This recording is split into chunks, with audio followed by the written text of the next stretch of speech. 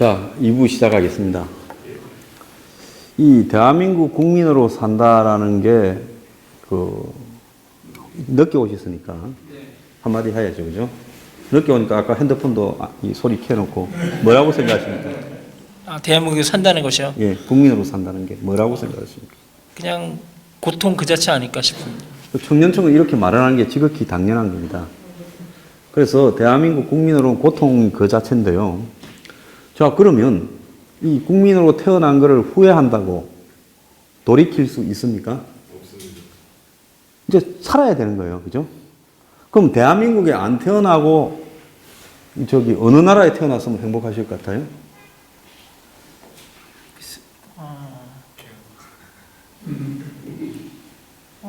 다른 나라도 막상 뭐 별 차이는 없을 것 같은데. 요즘 젊은 분들 외국으로 많이 나가던데. 네. 그래도 뭐 외국 나가도 제가 보기에는 힘든 건 몇 가지는 것 같아요. 네, 그렇습니다. 제가 옛날에 젊었을 때 이 유럽에 출장 갔다가 오면 스위스나 독일, 특히 독일에 출장 갔다가 오면 서울에 딱 내리면 집에 가는 길이 이 참 좀 지옥 같아 느끼시더라고요. 그 왜 그런가 하면 뭐 환경이나 조건이 그래서 그런 게 아니라 거기 있는 사람들이 갖추고 있는 인간적인 예의, 인간에 대한 예의나 매너 이런 부분인데 이제 여기서 차를 타려고 하면 그때부터 경쟁이에요. 불편한 어떤 마음속에 불편함이 시작이 되는 부분에서 참 이 대한민국에 산다는 것은 이 대중과 사람끼리 이렇게 만나는 것이 참 고통이다 이런 생각이 드는데요. 그런데 이 후회해도 소용이 없습니다. 지난 주말에 보니까 제가 아주 좋아하는 한 영화가 하더라고요. EBS에서. 그 왕가희 감독이 만든 무협영화인데 사실은 무협영화가 아니라 철학영화입니다. 일대 종사라고. 이거 보신 분 계세요? 안 봤구나. 영화도 좀 보시고 사셔야 되는데 맨날 그냥 종북 척결만 이야기하고 사는 사람이 삭막해져요. 영화도 좀 보고 해야 됩니다.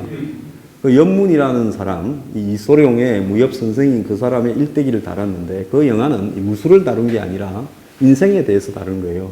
거기에 이제 엊그제 이 송중기하고 송혜교하고 결혼하는데 왜 이 특별 게스트로 왔다는 장쩌이가 나와요. 장쩌이가 양조이가 연문인데 양조이를 마음속으로 좋아했는데 이런 이야기를 합니다. 마지막에 그 인생이라는 게 후회 없이 살았다 하는 사람이 있는데 자기는 다 실없는 소리라고 생각을 한다. 인생이라는 게 후회가 없다면 무슨 살 의미가 있겠느냐 하는 겁니다. 그래서 인생이라는 것은요, 기본적으로 후회가 있기 마련이고 대한민국으로 국민으로 산다는 건 우리가 일부에서 이야기했지만은 불안하고 고통스럽고 여하튼 한마디로 불행의 연속이라고 생각을 하지만은 그런 생각을 하는 것이 어떻게 보면 당연한 삶이다. 오늘날 미국에서 오신 어르신도 있지만은 시카고에서 산다 하면 행복하시지만 또 거기에는 또 그 나름대로의 많은 구조 속에서 불행을 느끼고 사는 사람들은 충분히 있습니다. 그렇다고 아프리카에 사는 사람이나 방글라데시나 부탄에 사는 사람들이 전부 불행한 것도 아니고요. 자기 삶에서는 그게 행복하다고 느낄 수 있어요. 우리가 아까 한번 봅시다. 70년대, 80년대에 가족이 있고, 그 다음에 친척이 있고, 그 다음에 동네 골목에서 놀 친구가 있는 지금처럼 단절된 인간관계가 아니고 라면도 이웃과 같이 끓여 먹고 고구마 삶아서 나누어 먹고 하던 그 시대를 대부분은 그리워합니다. 여기 있는 분들 대부분이 그럴 거예요. 그러면서 그 시대가 굉장히 풍요했고 이렇게 사랑이 넘쳤고 좋았던 시대라고 기억을 할 겁니다. 오늘날 미국 사람들은요. 50년대 후반에서 60년대 중후반까지 엘비스 프레슬리가 있던 시대, 히피가 있고 각종 지금 이 클래식 팝송들이 유행하던 그 시대를 골든 타임, 골든 에이지라고 생각을 할 겁니다. 그런 추억들이 많이 있죠, 미국 사회에서. 예. 그건 뭐냐고 하면 사람들은 항상 이 노스탈자, 향수, 이 과거의 몰입 이런 것들이 기본적인 속성으로 존재하고 있는데요. 근데 그런 시대가 좋았던 시대라고 느끼는 가장 큰 이유는 물질 때문에 그렇다고 볼 수도 있겠지만 물론 미국의 노동자들이 그런 시절에 제일 잘 살았습니다. 그렇지만은 우리가 지금 60, 70년대를 좋았던 시대라고 느끼고 7, 80년대에 대한 향수가 많아서 최근에 복고풍 영화나 드라마들이 유행하는 가장 큰 이유가 뭐라고 생각하십니까? 그때는 인간적인 어떤 삶이 있던 시대였다는 거죠. 근데 지금은 그런 인간적인 삶이 거의 다 파괴되어 버린 시대가 되어 버렸습니다. 자, 오늘 보면 충격적인 이야기가 있었죠. 일본에서 25살 먹은 젊은 애가 사람을 9명을 이렇게 토막살인해서 머리는 머리대로 몸은 몸은대로 그걸 다 합체해 보니까 레고 맞추듯이 9명이라는 거예요. 토막 시체가 나왔는데 그 토막 시체들이 전부 다 섞여 있어서 몇 명인지를 몰라서 나중에 다 조립해보고 DNA 분석을 해보니까 9명이라는 거예요. 그럼 25명이나 되는 청년이 왜 자살하고자 하는 사람들을 인터넷 사이트에서 유도해가지고 그렇게 죽여서 토막을 내느냐. 이게 일본 사회의 제일 큰 문제가 뭐라고 생각하십니까? 히키코모리. 경제 성장의 과정에서 풍요하게 살았지만은 일본 사회가 해체가 되면서요. 단절이 된 사회가 됐죠. 혼자 살아가고 인터넷 속에서 살아가고 그 다음에 젊은 사람들이 일자리가 예전 같은 일자리가 없다 보니까 한마디로 집에 은둔해버리고 그리고 젊은 사람들이 취직을 못하고 직장을 제대로 가지지 못하면 주변에서 소외되고 사회성이 단절돼 버립니다. 누구도 연락 안 하죠. 친구들도요. 그 속에서 부모한테 얹혀 사는 히키코모리는 좀 나은데 한 300만 명 된대요. 일본에. 그런데 혼자서 사는 히키코모리가 50만 명인데 이게 시한폭탄이라는 거죠. 일본 사회에. 근데 이게 우리가 남 이야기할 게 아니라 한국에도 지금 집집마다 그런 애들이 지금 이웃에 다 있어요. 자, 걔들이 직장으로 나갈 기회를 20대 중후반에서 30대 초반까지 놓쳐버리면 이제는 영원히 정상적인 직장인으로 사회화가 되지 못합니다. 아르바이트나 좀 하면서 돈 생기면 틀어박힙니다. 그러면서 결혼이나 연애나 교제관계는 끊기죠. 아무도 그 친구하고의 사회성을 길러주고 감성을 교류하는 사람은 없어집니다. 그러면 어떻게 되겠습니까? 결국은 그런 친구가 30대 중후반, 40대 이렇게 되면 이제 그때는 사회적인 시한폭탄이 되어가는 겁니다. 그래서 지금 우리 사회도 지금 곳곳에 엄청난 시한폭탄들을 만들어가는 거예요. 자, 그런데 우리 사회에 지금 나타나는 모습을 보면 국민 행복 지수가 2014년부터 16년 사이에 5.84라는 거예요. 그런데 2010년부터 12년 사이에는 6.27이라는 겁니다. 그럼 행복 지수는 뭘로 가지고 재느냐? 이 나라가 얼마나 공정하고 또 이 나라가 얼마나 사회적으로 분열되지 않았고 또 삶에서 선택의 자유가 있냐 하는 것들을 평가해서 이렇게 하는데요. 자, 우리는 지금까지 뭘로 가지고 삶의 기준으로 평가했습니까? GDP를 가지고 했죠.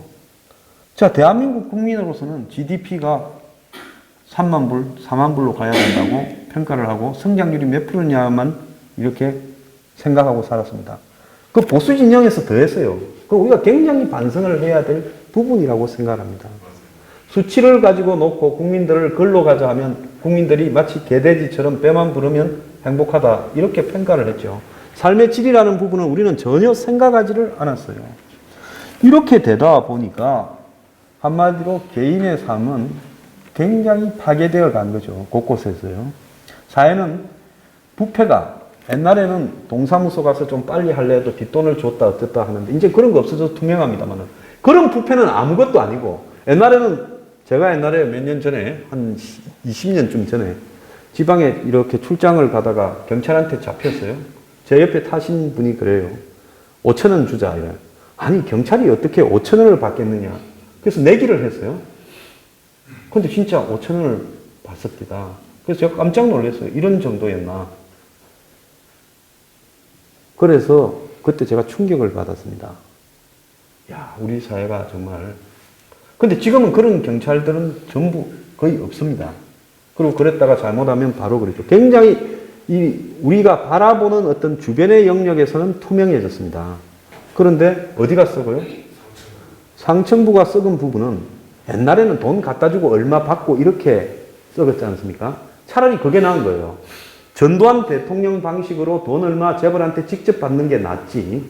그렇게 받는 게 아니라 권력을 가진 사람이 그 권력으로 사업을 하려고 달라들거나 그 권력을 영향력으로 행사해서 한마디로 이 사법 권력을 가지고 잡아 넣었다 뺐다 하면서 돈을 벌려고 한다거나, 더 나아가서 법과 제도를 바꿔가지고 돈을 벌려고 한다거나, 아니면 직접적으로 돈을 갖다가 투자를 하면서 돈을 벌려고 한다면, 이건 나라가 한마디로 절단이 나는데, 오늘날 홍종학 사건에서 보듯이 도덕성이 있다고 봅니까? 없다고 봅니까?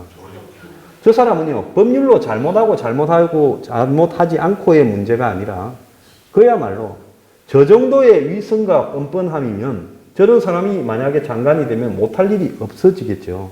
그 잘못이 큰 겁니다. 그런데 뭐라고 합니까? 청와대는 기자들 보고 너들은 그렇게 안 살았냐 하는 거예요. 그 말의 배경이 뭐겠습니까?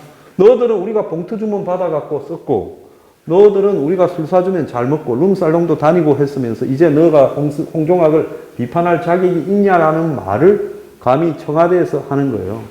홍종학이 그 통과되고 안 되고가 뭘 중요한 거라고 자기 속들을 다 내보이고 있는 겁니다. 홍종학이가 통과돼야 되겠습니까? 안 돼야 되겠습니까? 될 수가 없죠. 저는 되기를 바라요. 저런 사람이 장관을 해야 국민들의 불행지수가 더 높아질 거 아닙니까?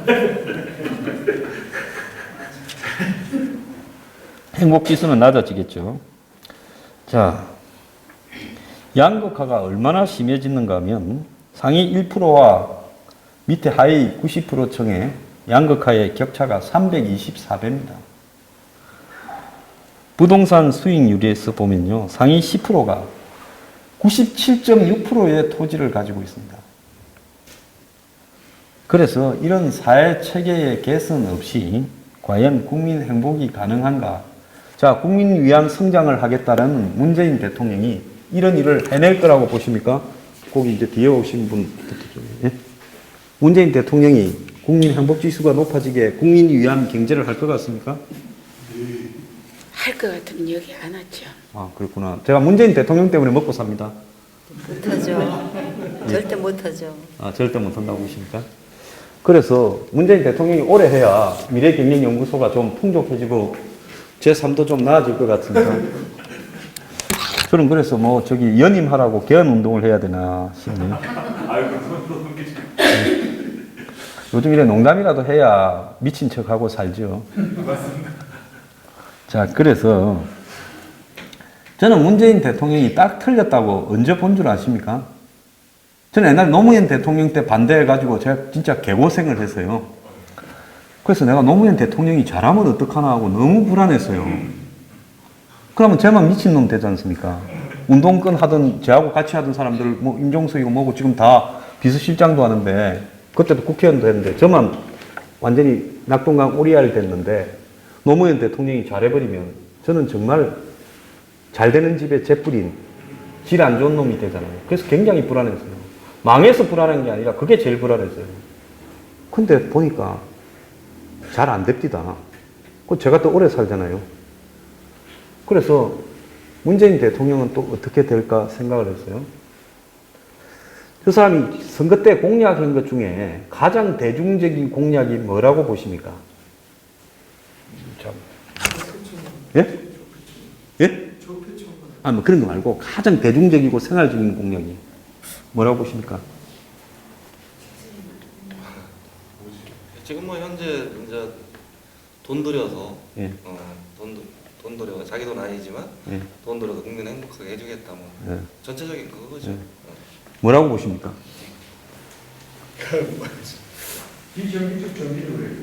아, 그건 생활적인 게 아니고 그건 불가능한 공약이고요.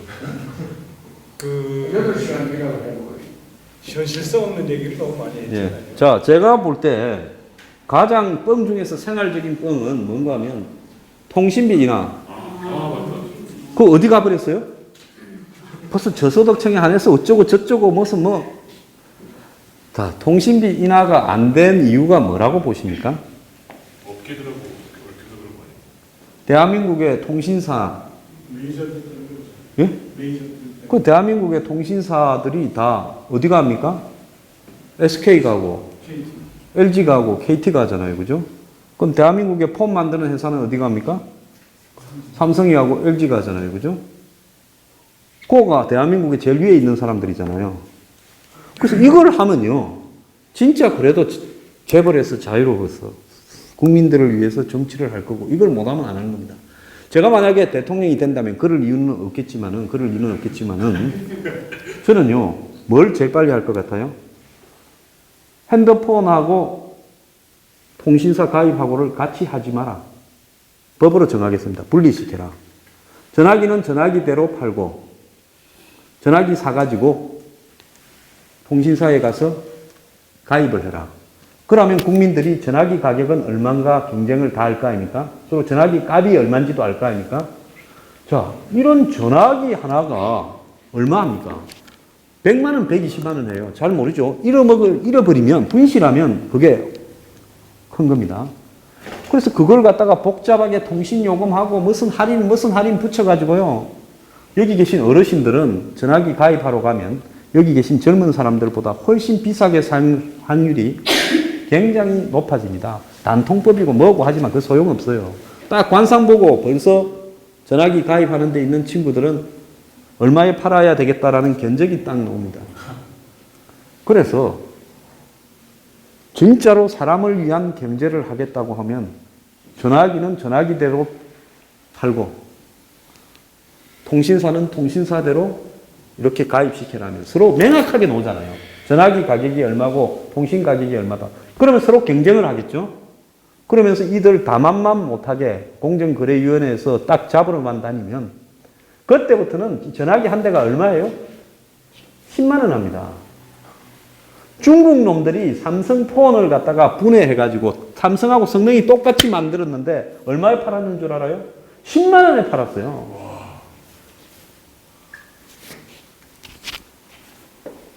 그래서 이 전화기에 평생 저는 쓰지 않는 기능이 90%예요. 내가 쓰는 기능은 10%밖에 안 됩니다. 그런데 맨날 이렇게 만듭니다. 제가 이 이야기를 하는 이유는요. 사람 위한 경제를 하겠다 하면 통신요금부터 손을 대면 정말로 사람 위한 경제가 되는데 그걸 절대 못하는 이유는 뭔가 하면 가장 이익이 많이 남는 분야에서 가장 많은 자급과 로비가 되지 않겠습니까? 그래서 문 정권이 그거 안 하는 거 보고 저는 텄다 이렇게 생각을 했습니다. 자, 그래서요. 제가 전화기를 예를 들었지만은 이런 부분 하나조차도 국민한테 투명하게 제시하지 못하는 세상에서 과연 국민 행복이 올 수 있겠느냐? 못 옵니다. 근데 여기 이명박 대통령하고 박근혜 전 대통령은 왜 이걸 못했을까요? 이건 보수 진보의 문제가 아니라 그들도 똑같기 때문입니다. 그래서 우리 사회는 한마디로 이렇게 국민이 5천만 명이고 댓글에 보면 국민이 막 전부 정치 평론가고 정치꾼들이에요. 한번 무시무시하게 쓰지 않습니까? 아는 건 저보다 더 많이 알아요. 그런데 정작 지가 내는 전화기값 저거 집에 다 모아놓으면 30만 원쯤 될 이 전화기 가격을 어떻게 하자라는 데는 절대 안 모여요. 그래서 국민들이 한마디로 정치꾼들의 노란하기 때문에 이 사회는 갈수록 수직적이고 계층적인 사다리가 신분상승의 사다리가 마비된 없어진 양극화 사회로 갈 수밖에 없다는 겁니다. 왜? 원숭이보다 속여 먹기가 더 쉬워요. 조삼모사가 왜 나왔습니까? 아침에 3개 줄까 저녁에 4개 줄까 하니까 아침에 4개 주라 하고 원숭이는 행복해 하잖아요. 그러니까 정치적으로 엄청 잘났고 똑똑한 척 하지만은 전부 제가 볼 때는 원숭이 수준에 불과한 국민들이다라고 생각을 합니다. 자, 이렇게 되다 보니까 이런 불합리한 사회 구조 속에서 공정성이나 투명성이 사라져버리고 나니까 국민의 행복이 소멸되는 겁니다. 이거는 정권의 문제 차원을 벗어난 문제라는 부분을요. 여기 있는 부분들은 깨달아야 됩니다. 제가 어떻게 보면 허공에 돌 던지는지 몰라도요. 이 사실을 여러분들이 깨달아야 우리 사회가 개선될 수 있다는 걸 느끼게 될 겁니다. 제가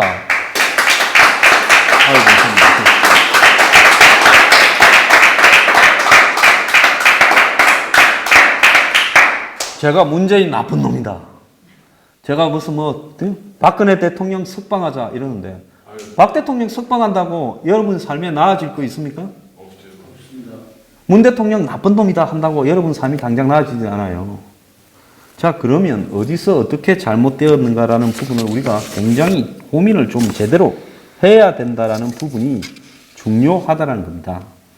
자, 세계에서 행복 지수가 제일 높은 나라가 어디인 줄 아십니까? 진짜로 뭐 부탄이나 방글라데시 이런 거 말고 덴마크라는 거예요. 그 덴마크는 왜 행복 지수가 높으냐? 자, 덴마크의 국회의원들 전철 타고 다니고 자전거 타고 다닙니다. 예? 비서도 한둘밖에 없고요. 특권이고 권위가 없습니다. 무슨 뭐 총리가 간다고 경호원도 안 붙어요.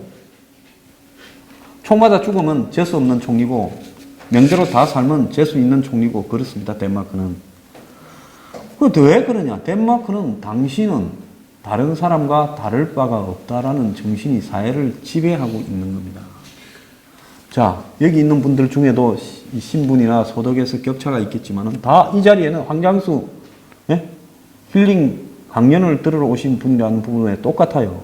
그럼 덴마크 사람들은 그렇게 상대를 바라보고 서로를 바라보는 겁니다. 그래서 비교하지 않고요. 그 다음에 좋아하는 일을 하고 그 다음에 평등이 사회 체계화되어 있습니다. 사회에서 제일 먼저 신경을 쓰는 것이 뭔가 하면 어디에 불평등한 부분이 있는가. 계급이 높고 부가 많은 사람들이 사회를 불평등하게 운영하는 게 아닌가 하면 바로 시정을 해요. 덴마크에서 이런 통신요금 체계를 유지하고 있다면 금방 시정될 겁니다. 그래서요, 이런 것을 덴마크에서는 이런 정신을 휘게라고 해요. 휘게. 이 휘자 해가지고 개. 그래서 이게 무슨 말이냐? 결국은 주변의 이웃 가족과 함께 편안하고 소소하게 보내는 일상적인 삶의 태도가 행복이다라는 이런 의미를 담고 있는 겁니다. 그래서 인생을 살맛나게 하는 요소가 이 어떤 부분을 바라보든지 무조건 긍정적으로 생각한다. 우리는 무조건 부정적으로 보잖아요. 문 대통령이 한마디 하면 저게 뭔 꼼수로 저 말을 하나. 저부터 그래요. 네? 그래서 긍정적인 정서를 가지고 산다. 그 다음에 자기가 하는 일에 굉장히 몰입을 하고 어떤 일을 하든지 의미를 찾는다. 자, 휴일에 조깅을 해도 그 조깅을 하면서 여러 가지 의미를 담으려고 노력을 한다는 거죠. 자, 그래서 이런 데서 만족이나 낙관, 희망, 기쁨 이런 거를 찾는 것이 체화되는 식으로 사회가 몰아가고 있다는 겁니다.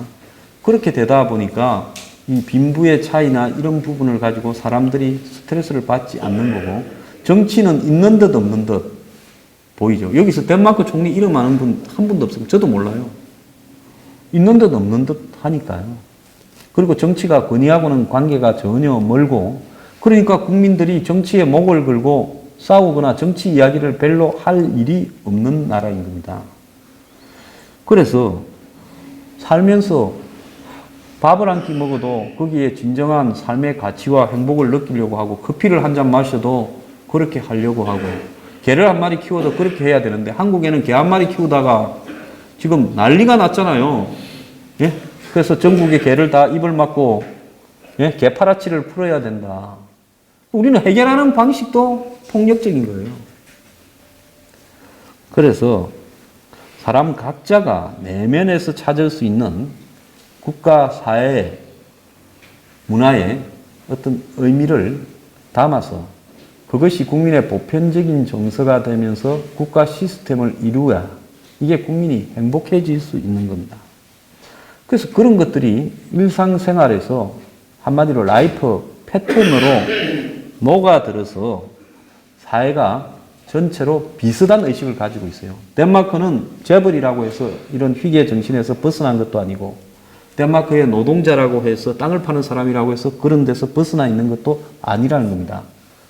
그러니까 재벌이 재벌 짓을 하지도 않고요.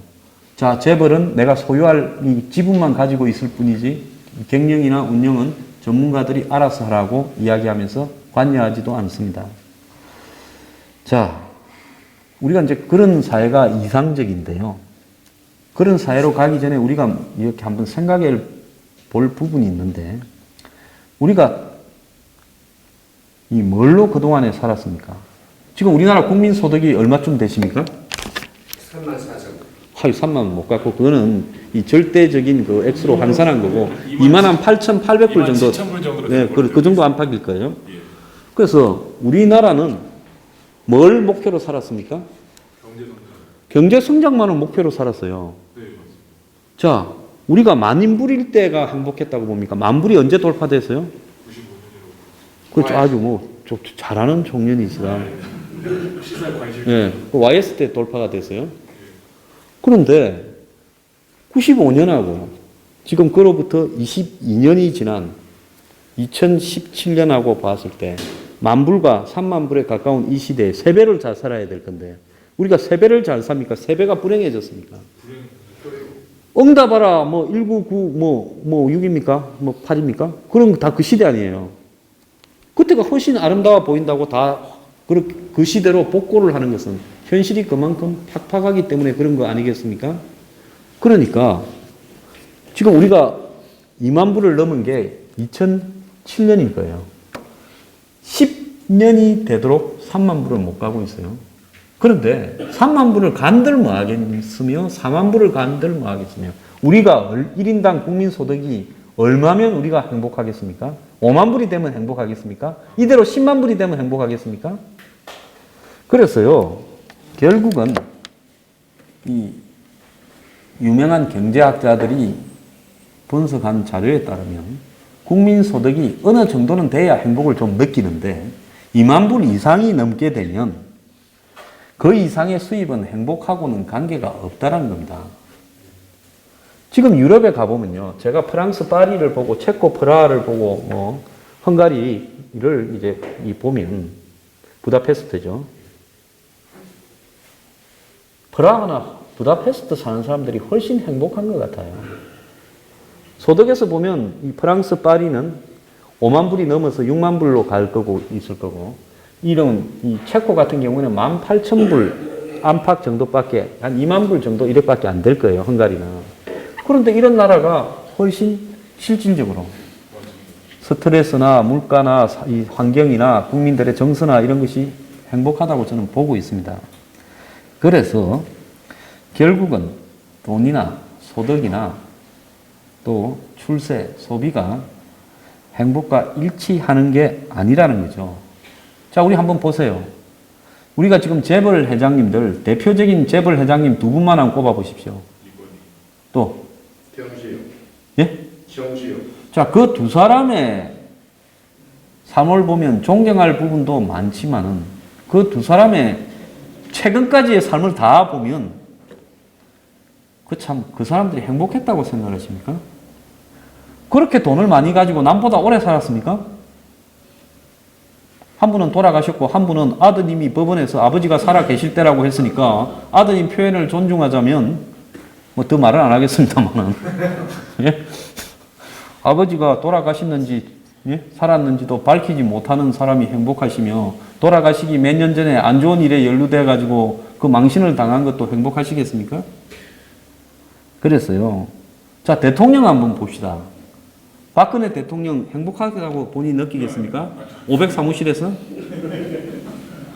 이명박 대통령 지금 언제 부를지 모르는데 행복하다고 보십니까? 돌아가신 노무현 전 대통령한테 물으면 행복하다고 느끼겠습니까? 대통령인 사람도 행복하지 못해요. 한국에 보면 재벌 회장도 남이 봤을 때 행복 안 하면 행복 안 한 거지요.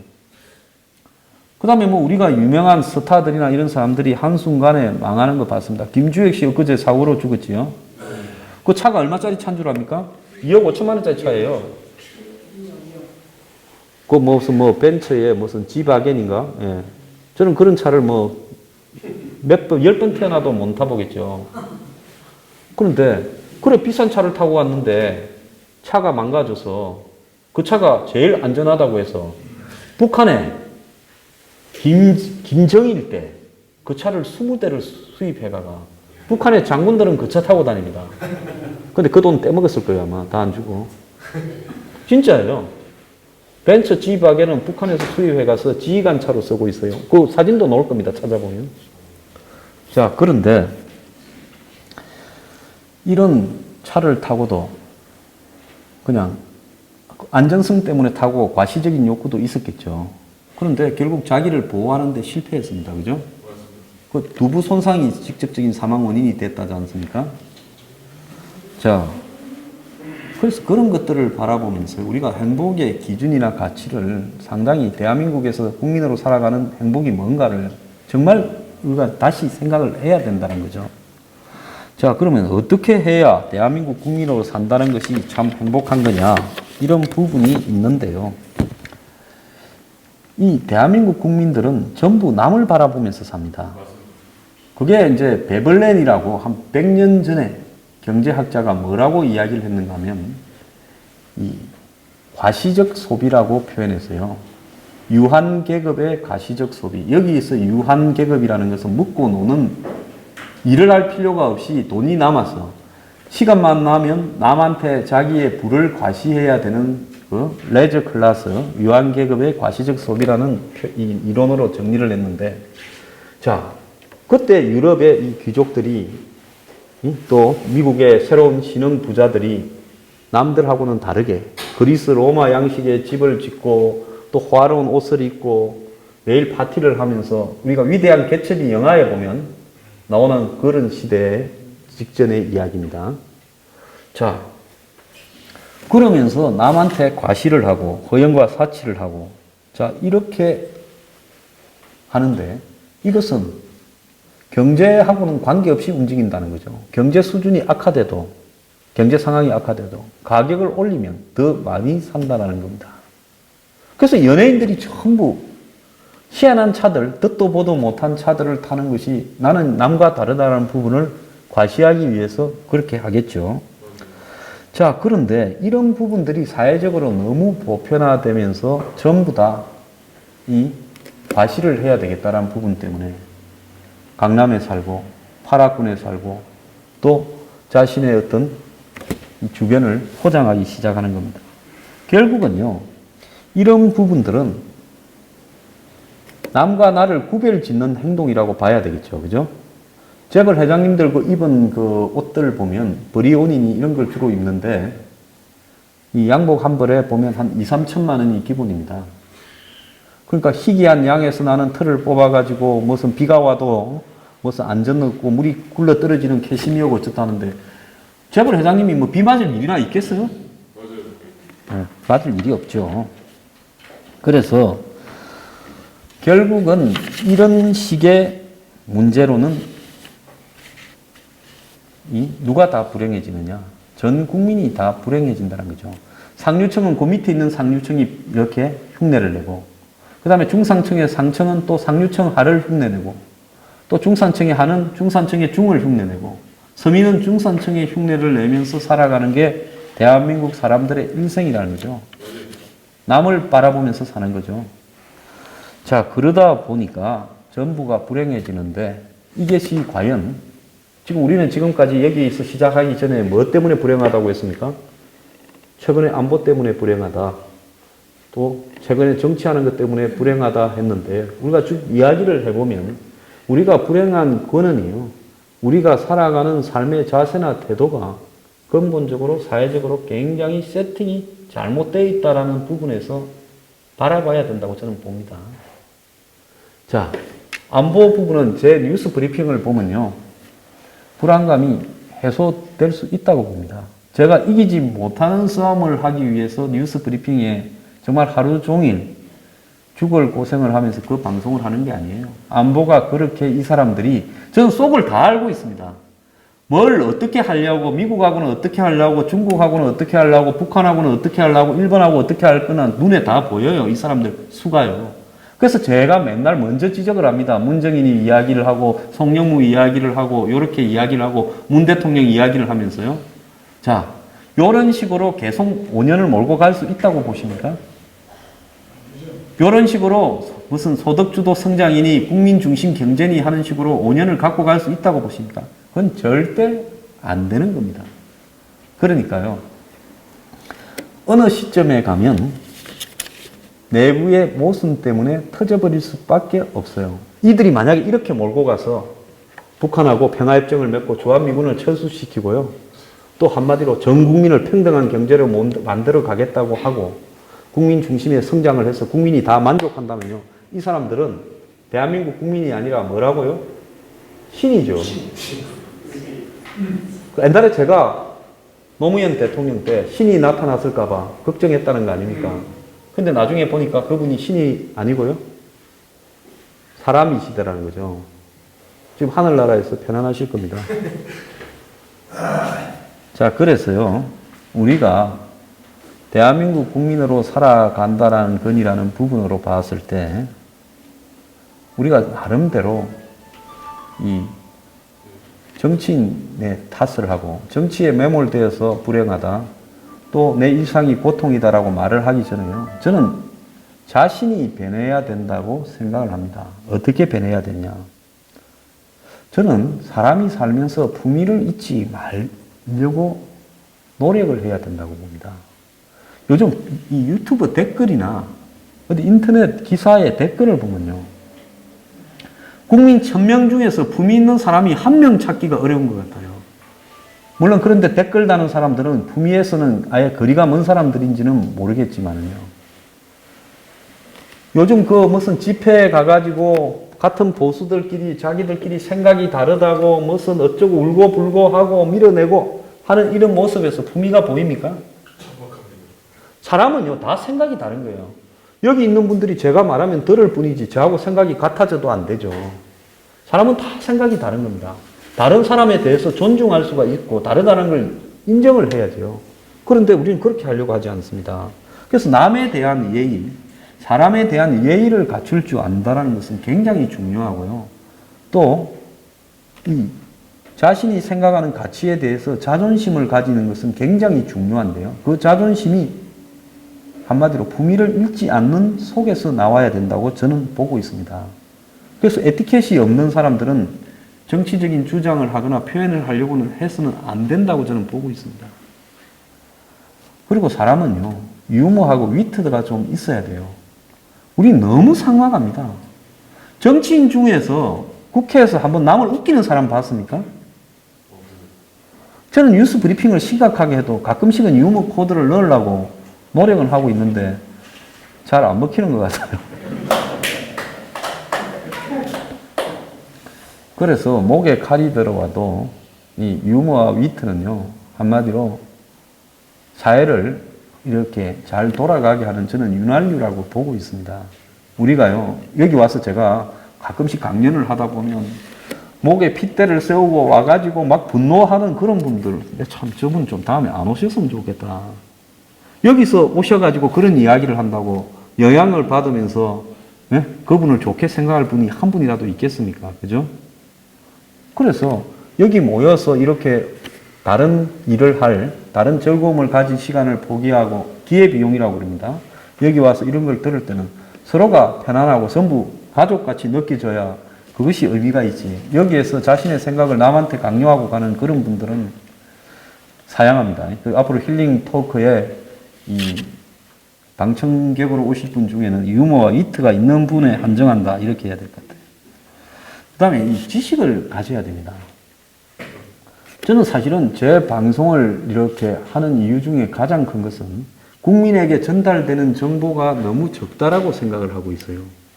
좌파 진영은 좌파들끼리의 일부 정보만을 들으면서 그걸 공유를 합니다. 그래서 천박해지죠. 보수 진영도 일부 정보를 보고,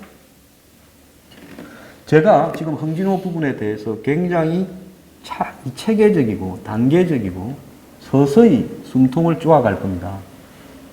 저는 절대로 홍진호에 있는 그 선원들이 특수공작원이었다거나 홍진호가 울진으로 간 게 핵시설을 폭파시키려고 갖고 거기에 800만 불을 실어서 북한에 줬다고 말하지 않습니다. 말하지 않는 이유는 뭐냐? 나는 그렇게 생각하지 않아요. 다른 북한과의 관계를 위한 뭔가가 있다고 생각합니다. 왜? 내가 가진 정보와 지식으로는 그게 진실이죠. 그런데 그렇게 말을 하는 분들은 그분의 자유지만은 그분이 과연 그렇게 말을 할 만한 정보를 가지고 이야기를 하는가? 아니면 그렇게 말을 해야 많은 사람이 열광을 하는 건데, 제가 홍진호 이야기를 하면 밑에 댓글 다는 사람들을 바라보면서요, 정말 답답합니다.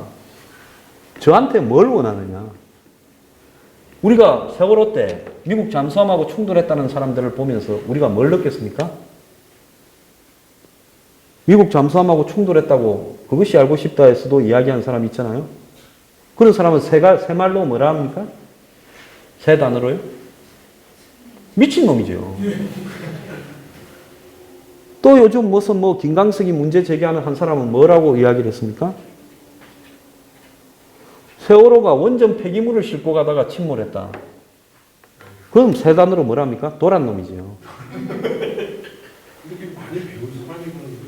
또 어떤 사람은 세월호가 강정기지에 철근을 싣고 가다가 과적을 해서 이렇게 침몰했다. 그런 사람은 네 단어로 뭐라 합니까?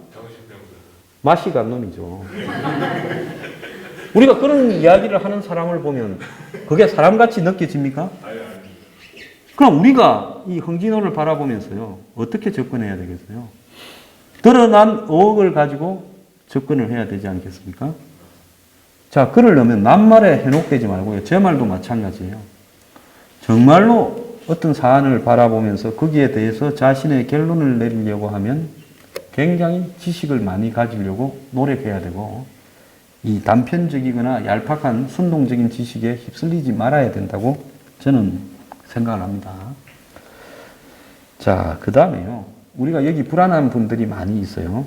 그런데 저는 실패하고 불안이 사람을 망치는 게 아니라요, 사람을 새롭게 만든다고 생각합니다. 실패로 말하자면 저만큼 많은 실패를 한 사람이 없습니다.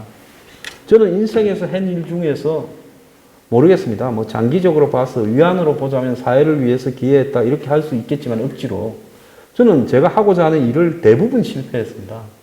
당을 여러 차례 만들려고 했고 만들었는데도 실패했고요. 독자적으로 정치를 해보겠다고, 독자적인 학생운동을 해보겠다고 했는데 실패했고, 기성정당에 가서 도전해서 한번 부딪혀 보겠다 해서 그것도 실패했고, 네? 많은 실패를 했어요. 그런데 저는 제가 그런 많은 실패를 했기 때문에 오늘날 한쪽에 휩쓸리지 않고 제 나름대로의 가치와 관점을 가지고 버티고 산다고 봅니다. 그래서 여러분들이 실패하신 분 많고 불안하신 분 많을 건데요. 저는 그런 분들이 이 마음을 잘 가다듬으시길 바랍니다. 그리고 우리가요, 정말로 꼰대 틀딱에서 벗어나야 됩니다. 예? 아재, 꼰대, 틀딱요.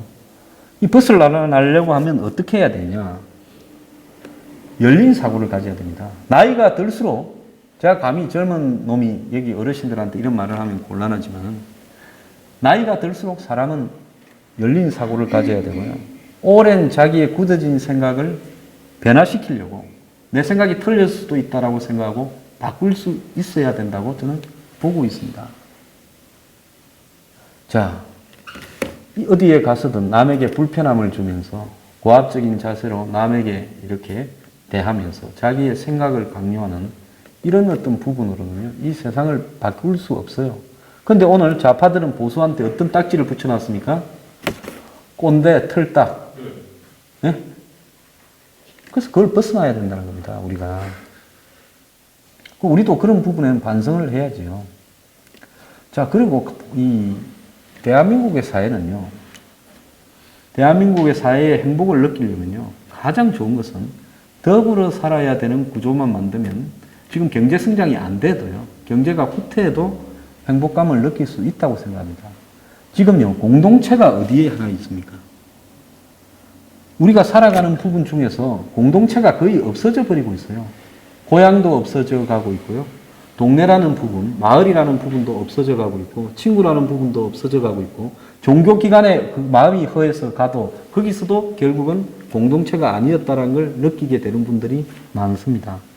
그래서요, 이런 공동체들을 어떻게 복원하고 살아야 되는가 하는 부분에 대해서요, 굉장히 저는 고민을 해야 된다고 봅니다. 뉴스 브리핑 해온 분들은요, 전부 다 여기 공동체, 미래경영연구소 공동체에서 같은 가치를 공유하면서 살아가는 사람들이다, 이렇게 이렇게 졌으면 하는 부분입니다.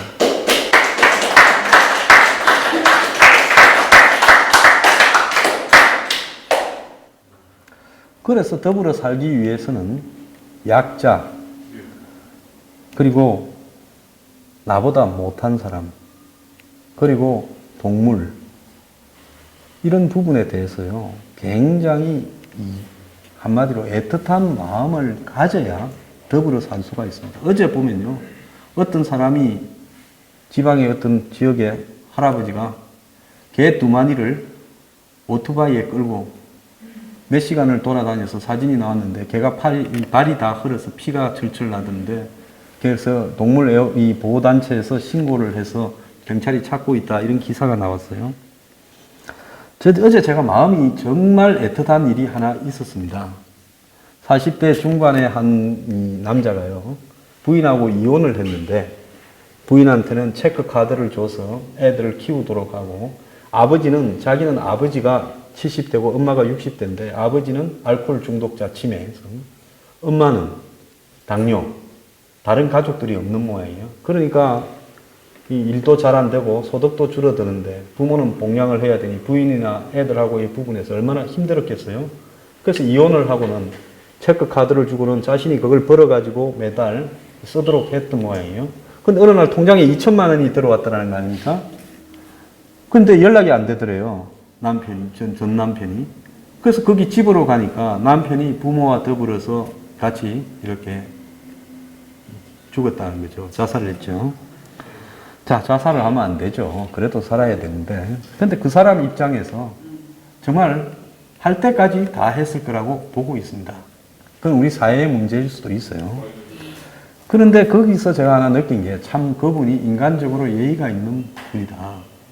이혼한 부인한테요, 애들 키우라고 체크카드를 주면서 그걸 부양하려고 하고 자살하기 직전에 남은 거 정리를 해서 2천만 원을 통장에 꼽아줬다는 겁니다. 그래서 우리가 이 세상에서 참 그런 애틋한 일에 대해서도 가슴 아파하고 또 이 더불어 살 수 있는 그런 마음을 가지는 것이 대한민국 국민으로 이렇게 사는데 가장 필요한 게 아닌가. 그래서 오늘 제가 마지막으로 정리해서 요약을 하자면 대한민국 국민으로 산다는 거는요, 이건 운명입니다. 피할 수도 없고 도망갈 수도 없고 제 아는 어떤 사람은 너무 고통스러워서 미국에 이민 가려고 했고 자기는 그럴 능력도 되지만은 미안한 일이 많았어. 군대도 안 갔다 와서 그래서 어쨌든 여기서 끝을 봐야 되겠다고 하면서 열심히 사업을 하고 살고 있는 사람도 있고요. 또 어떤 사람은 고통의 연속이지만은 그래도 세상이 좀 나아지기 위해서 이 여러 가지 사회운동이나 활동을 한다고 이야기하는 사람도 있어요. 그래서 대한민국 국민으로 산다는 것은 우리가 운명이다라고 생각을 하고 받아들여야 됩니다. 그걸 체념을 했어도 안 되고요. 그 다음에 사는 이상은 자신의 환경이나 조건을 갖다가 탓할 게 아니라 아까 제가 앞에 이야기한 인간적으로 예의를 갖추려고 노력하고 품위를 갖추려고 노력을 하고 유머를 갖추려고 노력을 하고 더불어 살려고 노력을 하고 지식을 갖추려고 노력을 하고 열린 사고를 가져야 된다는 겁니다. 자, 여러분. 자, 지금 문재인 대통령 때문에 불행하다고 생각합시다. 그럼 저거 뭐 이런 식으로 쭉 하면 제가 불행해질 것 같아요. 왜? 머지않아서 이렇게 오래 못 갈 수도 있을 것 같아요. 이런 식으로 한다면, 방향을 바꾸지 않는다면요. 그런데 저분이 만약에 그만두고 딴 사람이 왔다고 여러분한테 신세계가 열려서 그때는 대한민국 국민으로 사는 게 나는 즐거움이다 하겠습니까? 예? 나중에 또 그때 되면요. 욕할 때가 행복했다고 느낄 수도 있을 겁니다. 왜? 욕하는 게 스트레스 해소에 도움이 되니까. 그래서요. 대통령이 누군가의 이 나라가 그렇게 망하거나 흥하거나 그래 안 됩니다. 제 말을 믿어주세요. 무리한 수를 쓰면 절대로 버틸 수 없습니다. 박 대통령이 저렇게 촛불에 절여된 부분은 문제가 나왔을 때 인정을 하고요. 거기서 시인을 하고 이렇게 더불어 정리하려고 했으면 절대로 탄핵 안 됐어요. 임기 다 채우고 저렇게 503호가 될 일도 없었습니다. 끝까지 무리수를 뒀지요. 네. 그래서 제가 드리고 싶은 이야기는 뭔가 하면 지금 이 안보 때문에 불안하다. 또 경제 때문에 불안하다. 누가 보기 싫어서 불안하고 저 사람이 나라를 다 망칠 것 같아 하지만은 저는 보이지 않는 국민들의 어떤 집단적인 양심이 있다고 보고 있습니다. 지금 보면 짱 나눠져서 저것들은 사람이 아닌 것 같아 하지만 결국 그 사람들은 극소수화 될 거고요. 우리가 볼 때 사람이 아닌 것 같아라는 국민들은요. 결국은 정신을 차려서 다 정상적으로 돌아올 거라고 봅니다. 원래 이 뽕을 맞으면 깨는데 시간이 조금 걸립니다. 그런데 계속해서 뽕을 맞으면요, 그때는 다 죽어버립니다. 그러니까 뽕을 계속해서 놓을 수는 없어요. 그렇기 때문에 여러분들은 이 지금 대한민국 국민으로 살아가는 것이 불안하다, 괴롭다, 고통스럽다, 대한민국 국민으로 살아가는 하루하루가 고통이다, 뭐 사막을 건너는 것 같다, 이런 어떤 생각을 이렇게 조금 바꾸셔가지고 자기가 대한민국 국민으로 사는 것은 운명이다라고 생각을 하면서 내 스스로의 이 생각과 가치를 바꾸어 가면요, 어느 때쯤에 이 보기 싫은 사람은 저절로 바뀌어져 가지고 있을 겁니다. 그건 필연적인 진리입니다. 왜 촛불이 그때만 일어나고 또 다른 때는 안 일어난다고 생각을 하십니까? 만약에 이렇게 무리하게 가면 그 다음에는 촛불이 아니라 이제 횃불로 일어나겠죠. 그렇기 때문에 지금은 어떻게 생각하시면 된다고요? 욕할 대상이 있어서 대한민국 국민으로서 행복하다, 재밌다, 이렇게 생각을 하시고 살아가시기 바랍니다. 어차피 운명인데 욕하면서 살아가는 것보다는 그래도 자기를 바꾸면서요, 희망을 가지고 살아가는 것이 훨씬 낫다고 봅니다. 오늘 감사합니다.